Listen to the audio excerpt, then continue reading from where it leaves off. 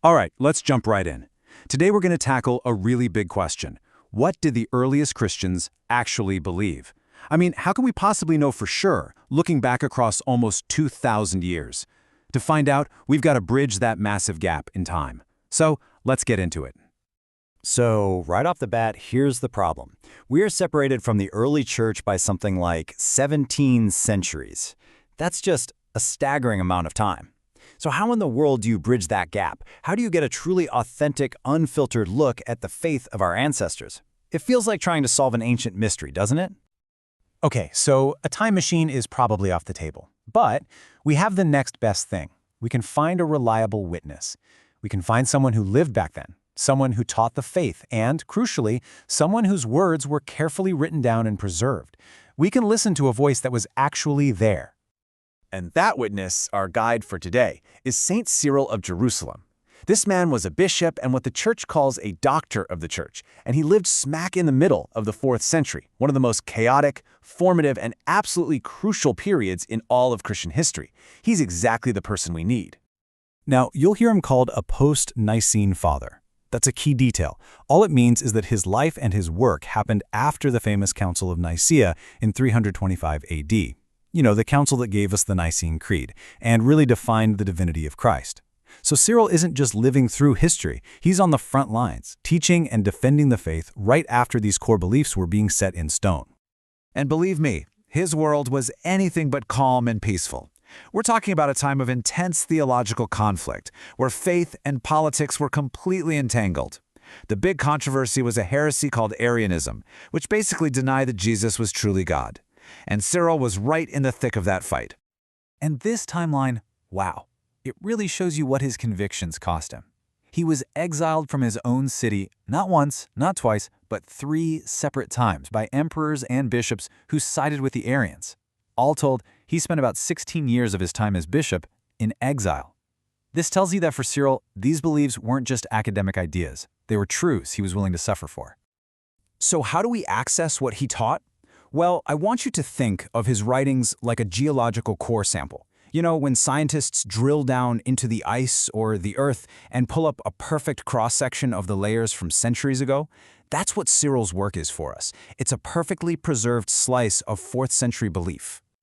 And this course sample comes from his most famous work, the Catechetical Lectures. These were basically the instruction classes for people who wanted to become Christian back in the 300s. And this is what makes them so valuable. This isn't some dense theological text for scholars. This is the ground-level, foundational stuff that was taught to every single person joining the church. It's a pristine record of what they considered absolutely essential. So let's drill down into that core sample. One of the first, most striking layers you find is his teaching on the Eucharist. And, well, he does not mince words. He puts it so simply. If Jesus himself says, "This is my body," who are we to argue? The logic is just incredibly direct. He's saying, let's just take Jesus at his word. Now, what he's teaching here is what we now call the doctrine of the real presence. It's the belief that the Eucharist isn't just a nice symbol or a memorial, it's a literal, miraculous transformation. For Cyril and the church of his time, that bread and wine truly become the body and blood of Christ. And he even pushes it a step further. He tells his students point blank to trust their faith over their own physical senses. He basically says, look, I know what your tongue is telling you. It tastes like bread, it tastes like wine, but you must believe what the Lord declared. For Cyril, faith was a truer sense than taste. And the course sample just keeps getting richer. The sign of the cross, it wasn't just for church. They used it for everything. Eating, drinking, sitting down, going to bed. It was a constant seal on their daily lives. If you were a traveler in a new town, you didn't just ask for a church, you asked for the Catholic Church by its specific name. And right in the middle of the Mass, they prayed for the souls of the dead, believing it was a very great benefit to them. This wasn't fringe stuff. This was just the fabric of their faith. Now, like any real geological sample, you don't just see solid rock. You also see the cracks, the fracture lines. And Cyril's writings also show us where the beliefs of the 4th century start to show some differences from what would later become other Christian traditions. So let's take a look at these, just to understand the whole picture. One of the biggest fracture lines is over this question of authority. For Cyril, faith really stood on 2 legs, Scripture and the teaching authority of the Church. He absolutely insisted that doctrines had to be proven by Scripture. But he also believed the Church was the pillar of truth, with the God-given authority to interpret that Scripture correctly. And this, of course, is different from the principle of sola scriptura, or Scripture alone, which became a foundational idea of the Protestant Reformation hundreds of years later. And Cyril himself gives us a peek into his reasoning. With this quote, he's making a really subtle but powerful point. He's saying that some of the deepest, most fundamental Christian truths, like the eternal relationship between God the Father and God the Son, aren't actually spelled out in a simple sentence anywhere in the Bible. For him, this was proof that you needed the teaching tradition of the Church, guided by the Holy Spirit, to fully understand the faith. This also gets into the really interesting question of which books are even in the Bible. And here we see a fascinating little detail. In his lectures for newcomers, Cyril gives them a specific list of books to read. But then, in his own teaching, he quotes authoritatively from other books that weren't on that initial list, like the Book of Baruch, which he calls the work of a prophet. This suggests there was a difference between a sort of starter kit reading list and the full set of books he considered inspired scripture. So after all that, what's the big takeaway? Why does this one bishop from 1700 years ago still matter so much to us today?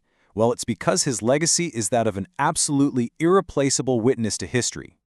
Let's bring it right back to our main idea. Cyril is our core sample. He gives us this clear, undeniable cross-section of the faith as it was actually lived and taught in one of the most important periods of church history. He preserves for us all those layers, the doctrines, the liturgy, the day-to-day devotions.